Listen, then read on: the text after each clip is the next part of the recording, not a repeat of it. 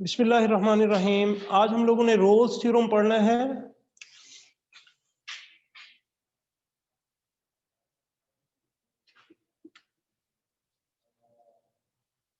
बेटा Rolle's theorem हमेशा state and prove आता है, तो आप लोगों को इसको स्टेटमेंट देखनी है।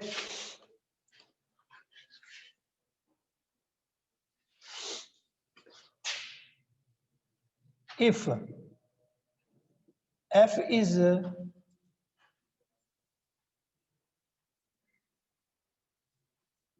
continuous on close interval A B, second है f is differentiable on open interval A B, third condition है कि f of a is equal to f of b, then there exists c which is belong to open interval a b such that f prime of c जो है वो is equal to 0 है। ये आप लोगों की स्टेटमेंट है। Statement भी आप लोगों ने साथ साथ में तैयार करनी है जी। अब हम इसका प्रूफ करते हैं।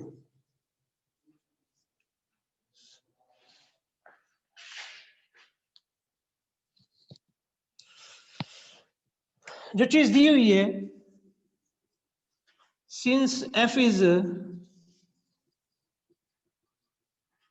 continuous on close interval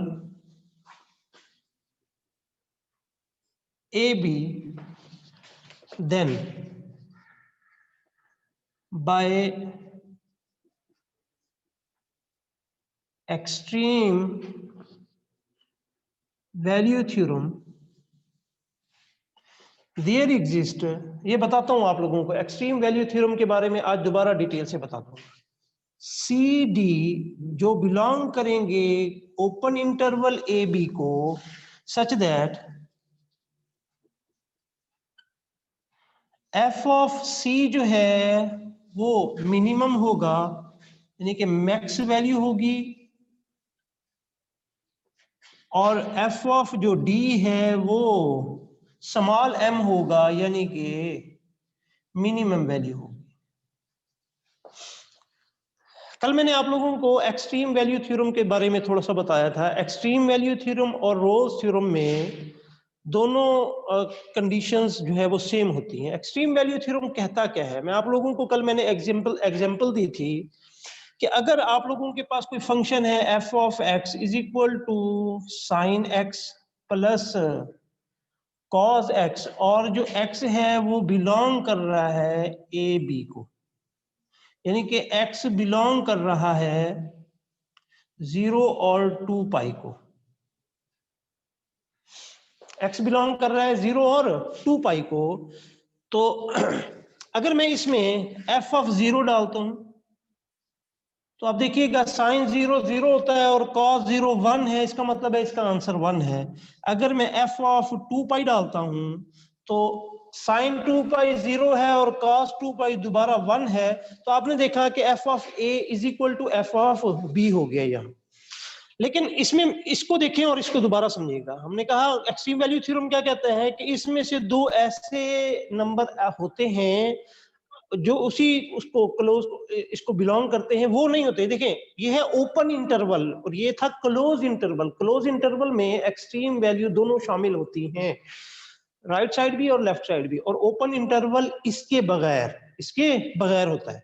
मिसाल के तौर पे अगर इस चीज को मैं यहां समझाऊं, ये लाइन लगा करके, अगर बेटा ये 0 है और ये 2 पाई है, तो अगर मैं क्लोज इंटरवल की बात करूंगा तो ये यहां से लेकर के यहां तक आएगा। अगर मैं ओपन इंटरवल की बात करूंगा, यानी कि 0 to 2 पाई ओपन इंटरवल, तो इसका मतलब है 0 शामिल नहीं है। तो यहां से लेकर के यहां तक हम लोगों ने चीजें स्टडी करनी होती है। ये क्लोज और ओपन इंटरवल में फर्क मैंने बताया आप लोगों को। अब वो कहते हैं एक्सट्रीम वैल्यू थ्योरम कहता है कि इसमें से दो वैल्यू ऐसी हैं जिसपे इस फंक्शन की वैल्यू मिनिमम भी होती है और मैक्सिमम भी होती है। अगर मैं इसी में से पाई बाई 4 ले लूं और 5π/4 ले लूं जो कि बिलोंग करता है 0 to 2π, sorry open interval 0 to 2π को बिलोंग करता है। अगर बेटा मैं इसमें वैल्यू पुट कर दूं, ये मैंने यहां रेज कर लूं, अगर मैं इसमें वैल्यू पुट कर दूं f ऑफ π/4 यानी कि साइन π/4 होता है बेटा 1/√2 और प्लस कॉस π/4 होता है 1/√2। अगर मैं इसको हल करूंगा तो हमारे पास आंसर आता है √2 विच इज ग्रेटर देन 1। और 1 क्या था बेटा, वो f ऑफ a था और f ऑफ b था। 1 क्या था, f ऑफ a, तो मैंने यही दी लेकिन such that C D belong करेगा ए बी को, यानी कि π/4 और 5π/4 जो है ओपन इंटरवल 0 to 2π को बिलोंग करता है, बिल्कुल करता है। और कैसे होगा कि f of c is equal to maximum value होगी m। तो हमने देखा कि √2 जो है इस फंक्शन में π/4 पे ही क्रिटिकल पॉइंट जो होते हैं वो π/4 पे ही ये इसकी वैल्यू आती है और ये सबसे बड़ी वैल्यू है। अगर बेटा f ऑफ 5π/4 करता हूं ना तो आपके पास ये दोबारा -1/√2 आ जाएगा, -1/√2 आ जाएगा, तो उसकी वैल्यू होगी -√2 विच इज लेस देन -1। -1 से भी वो ज्यादा लेस है या 1 से भी लेस है। अगर दोनों 1 आ रहे हैं तो 1 से भी लेस है और -1 से भी वो लेस है। तो ये एक्सट्रीम वैल्यू थ्योरम मैंने आप लोगों को थोड़ा सा डिटेल में बताया। मैं यहाँ रेज कर रहा हूँ, उस थ्योरम को आगे लेकर के चलते हैं ताकि एक्सट्रीम वैल्यू थ्योरम आपको समझ आ गया हुआ है। कुछ थ्योरम का प्रूफ नहीं करवाया, मैंने उसकी एप्लीकेशन बताई कि एक्सट्रीम वैल्यू थ्योरम होता क्या है।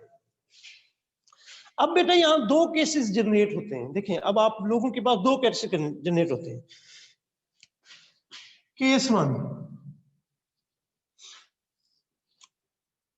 या तो दोनों जो वैल्यू है वो एक ही है, दोनों जो वैल्यू है वो बराबर है, एक ही है। अगर एक ही वैल्यू है तो इसका मतलब है फंक्शन वो कांस्टेंट है। तो हम लिख सकते हैं कि f of x is equal to k for all x belong to close interval a b।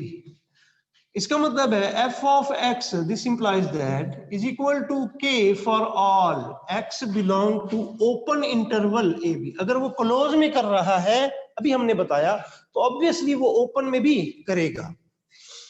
तो दिस इंप्लाइज दैट अगर मैं इसका डेरिवेटिव लूं f prime of x which is equal to 0 for all x belong to A B, हमने derivative लिया। अब derivative में हम वैल्यू पुट कर रहे हैं c, तो this implies that f prime of c is equal to 0 for all c belong to A B.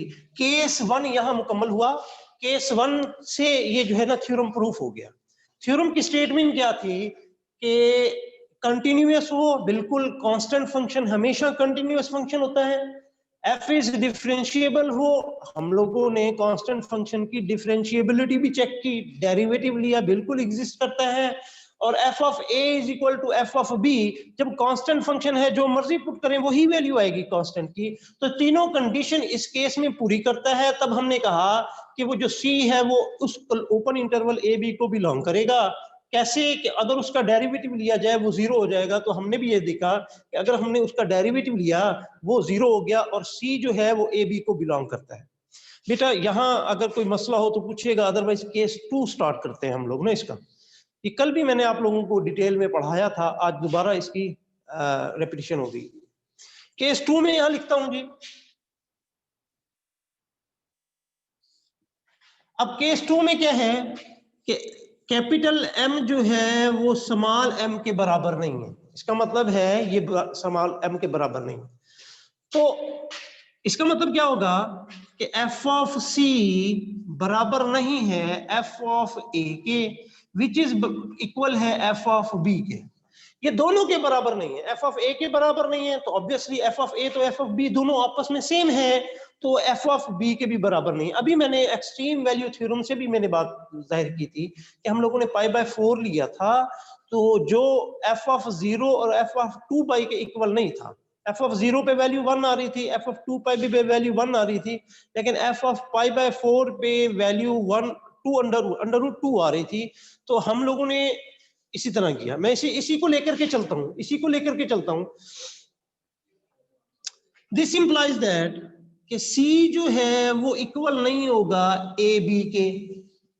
Obviously कि जो वैल्यू हमने फंक्शन में पुट की थी वो भी उसके इक्वल नहीं है, क्योंकि अगर एक्सट्रीम वैल्यू थ्योरम की अगर एग्जांपल आप जहन में रखें तो ए भी उसमें था 0 और 2 पाई, और जो मैंने सी लिया था वो π/4 लिया था, तो सी इसके इक्वल नहीं है। दिस इंप्लाइज दैट अगर सी इसके इक्वल नहीं है तो इसका मतलब है सी बिलोंग कर रहा है ओपन इंटरवल ए बी को। ऐसे ही किया था कि π/4 जो है वो 0 to 2 पाई के इक्वल नहीं था, लेकिन π/4 0 to 2 पाई के दरमियान कहीं लाई कर रहा है। बिल्कुल ठीक बात है, दरमियान कहीं लाई कर रहा है। यहां तक इसका मतलब क्या हुआ बेटा, और ये ध्यान में रखिएगा कि एफ ऑफ सी जो है वो मैक्सिमम वैल्यू है, उस पूरे इंटरवल की सबसे बड़ी वैल्यू एफ ऑफ सी है।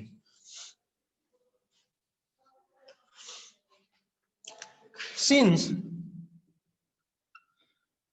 f of c is max value of interval, सबसे बड़ी वैल्यू f of c है।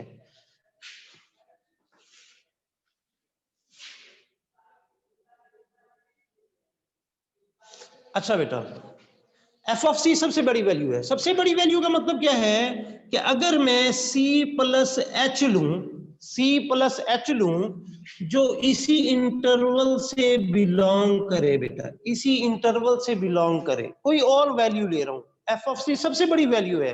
अब मैंने कोई और वैल्यू ले ली तो जो c से मैं मुख्तलिफ करना चाह रहा हूं, मैंने उसको c प्लस एच का नाम दे दिया, c माइनस एच का नाम, जो भी आप लोग दे सकते हैं। तो इसका मतलब क्या होगा कि f of c plus H जो वैल्यू हम लोगों ने ली है फंक्शन में पुट करेंगे वो भी छोटी होगी f ऑफ c के। और मैं यहां लिख देता हूं आइदर h जो है वो ग्रेटर देन 0 ले लें और h जो है वो लेस देन 0 ले लें। मैंने अभी बताया कि आप अलामती तौर पे हम लोगों ने ये चीज जाहिर की है कि एफ सी प्लस एच, आप माइनस एच भी ले सकती हैं, मैंने वहां लिख दिया आइदर एच जो है वो ग्रेटर देन 0 ले लें या एच लेस देन 0 ले लें। तो ये F of C plus H हमेशा लेस होगी एफ ऑफ सी से। उसकी रीजन क्या है कि एफ ऑफ सी उस गिवन इंटरवल में सबसे बड़ी वैल्यू है, तो हम लोगों ने खुद लेट की हुई है F of C is equal to capital M. Capital M उस इंटरवल की सबसे बड़ी वैल्यू को जाहिर किया जाता है। अगर मैं इसको मैथमेटिकली लिखूं, मुझे कुछ चीजें रेज करनी पड़ेंगी, ये ध्यान में रखिएगा, बाद में रिपीट का जो है वो कहें तो यहां तक रिपीट करवाऊं आप लोगों को। अच्छा बेटा, मैं ये जो आप लोगों के पास पॉइंट लिखा हुआ था मैं इसको इधर लेकर के आ रहा हूं।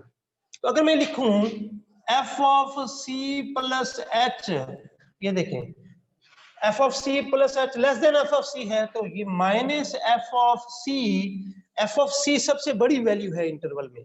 अगर छोटी वैल्यू में से बड़ी वैल्यू रखेंगे तो वो लेस देन और इक्वल टू 0 होगी, आइदर एच जो है वो ग्रेटर देन 0 है और एच जो है वो लेस देन 0। दोनों सूरतों में ये नेगेटिव होगी आप लोगों के पास। तो हम लोगों ने एफ प्राइम ऑफ सी लेना है, ये जहन में रखें, हम लोगों ने क्या लेना है बेटा, एफ प्राइम ऑफ सी लेना है। अगर यहां एक क्वेश्चन है, इफ एच ग्रेटर देन 0 होगा, अगर एच ग्रेटर देन 0 होगा तो हम लिख सकते हैं कि limit H approach to 0 positive, greater than 0 का मतलब है राइट साइड के ऊपर, तो आप लिख सकते हैं f of C plus H minus F of c, ऊपर नेगेटिव है नीचे पॉजिटिव है, दोनों मिलकर के दोबारा क्या कर देंगी, नेगेटिव कर देंगी। और ये किसके इक्वल है, ये डेफिनेशन है एफ प्राइम ऑफ सी की विच इज लेस देन 0। ये सारी की सारी डेफिनेशन किसकी है बेटा, एफ प्राइम ऑफ सी की है विच इज लेस देन 0। अगर h जो है वो लेस देन 0 है, लेस देन 0 है, तो हम लिख सकते हैं limit h approach to 0 negative f of c plus H minus f of c divided by h। ऊपर तो नेगेटिव है ही है, नीचे भी अगर नेगेटिव आ जाए तो नेगेटिव नेगेटिव मिल करके उसको क्या बना देंगे बेटा, पॉजिटिव बना देंगे। तो इसका मतलब है ये रिजल्ट ग्रेटर देन 0 है। ये किसकी डेफिनेशन है, एफ प्राइम ऑफ सी की, which is greater than or equal to 0। अगर मैं इसको इक्वेशन नंबर 1 कर दूं और इसको इक्वेशन नंबर 2 कर दूं, तो bye equation number 1 and equation number 2 हमें क्या बता रहा है कि एफ प्राइम ऑफ सी अगर ना ग्रेटर देन है ना लेस देन है, विच इज इक्वल टू 0। तो यहां भी हम लोगों ने प्रूफ कर लिया। और इसके साथ यहां जगह नहीं है, मैं नहीं लिख पा रहा हूं, लेकिन आप लोगों ने इस लिखना है कि इस कंडीशन में भी एफ जो है वो कंटिन्यूअस है क्लोज इंटरवल ए बी में, और एफ जो है वो डिफरेंशिएबल है ओपन इंटरवल ए बी में, और एफ ऑफ ए और F of B is equal to आपस में इक्वल है, और सी ऐसा एक नंबर है जो उस ओपन इंटरवल को बिलोंग करता है और उसके ऊपर जो डेरिवेटिव है वो 0 है। जी अब मैं इसको थोड़ा सा रिपीट करवा देता हूं, आप लोगों ने स्टेटमेंट को समझ लेना है। जी यहाँ आई थिंक सो पूरा व्हाइट बोर्ड नहीं आ रहा है, यहाँ थोड़ा सा आप लोगों को ब्लर नजर आ रहा हो तो मुझे बता दीजिएगा। ठीक है, अब पूरा व्हाइट बोर्ड आपके पास है। अब हम इसको रिपीट करते हैं। बेटा यहाँ सबसे पहले इसकी स्टेटमेंट थी जो हम लोगों ने रेज की है। स्टेटमेंट क्या थी कि if f is a function and f is continuous on close interval A B. Second condition थी कि f is differentiable on open interval A B. Third condition थी कि f of a is equal to f of b था, तब C एक ऐसा नंबर होगा जो ओपन इंटरवल ए बी में बिलोंग करेगा, सच दैट कि f prime of C is equal to 0 होगा।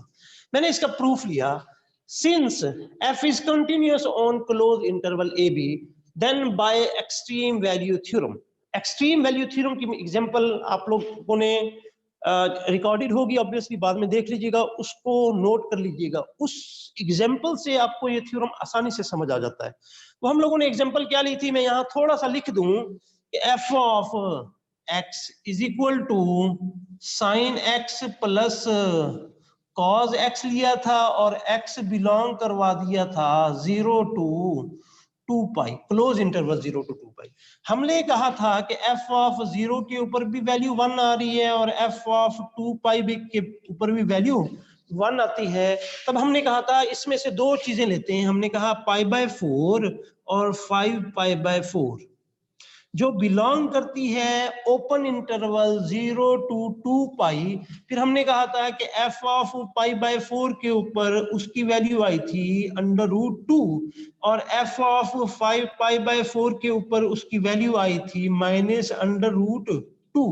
ये देखें, ये ग्रेटर देन 1 है और ये लेस देन -1 भी है और 1 भी है, 1 और मैंने 1 के लेस देन। अब इसको समझिएगा, then by extreme value theorem C D जो ओपन इंटरवल ए बी को बिलोंग करता है, सच दैट कि F of C which is equal to M.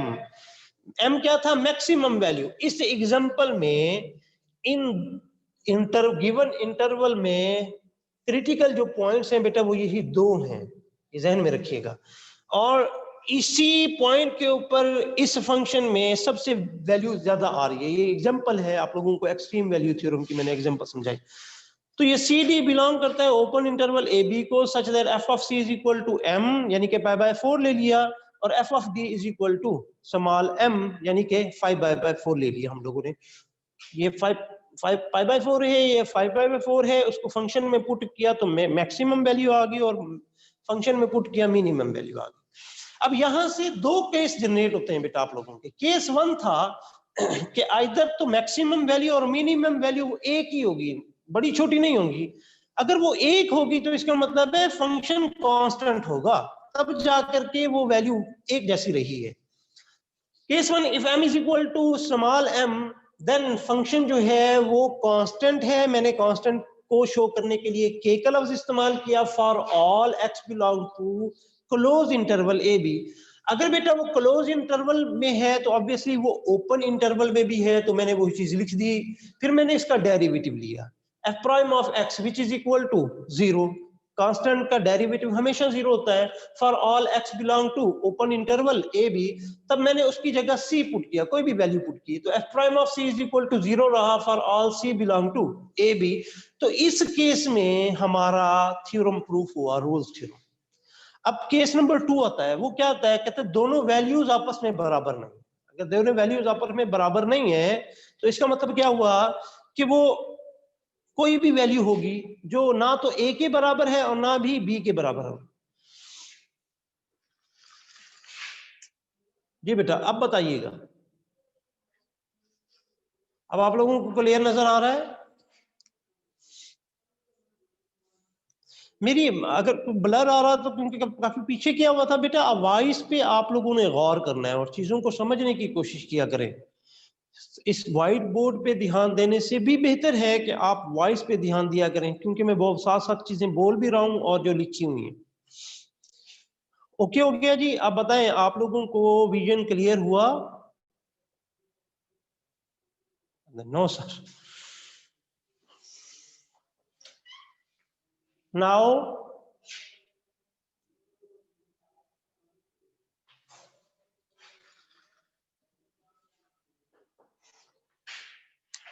Now okay.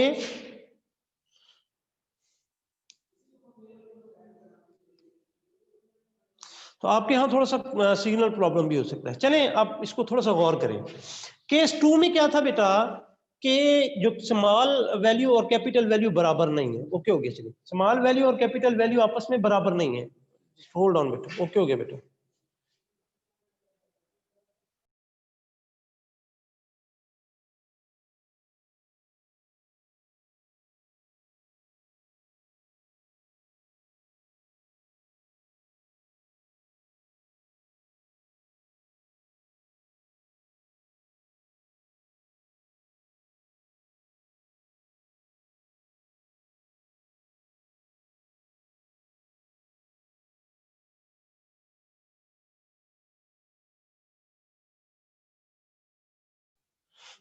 चलें ठीक है। अब आपको मेरी आवाज आ रही है, म्यूट हुआ हुआ था। दोबारा केस 2 हम लोग स्टार्ट कर रहे हैं कि केस 2 क्या था कि अगर दोनों आपस में इक्वल नहीं है, अगर दोनों आपस में इक्वल नहीं है तो इसका मतलब है कि F of C is equal to capital M लिया हुआ था। तो हम लोगों ने कहा कि एफ ऑफ सी ना तो एफ ऑफ ए के बराबर है और ना ही वो एफ ऑफ बी के बराबर है, लेकिन एफ ऑफ ए और एफ ऑफ बी आपस में दोनों इक्वल है। तो इसका मतलब क्या हुआ कि C जो है ना वो A के बराबर है ना ही B के बराबर है। ये वो वैल्यू है जो इंटरवल से ली जाती है और ये वो वैल्यू है जब इंटरवल जो वैल्यू ली होती है उसको फंक्शन में पुट किया जाता है। ध्यान में रखा करें।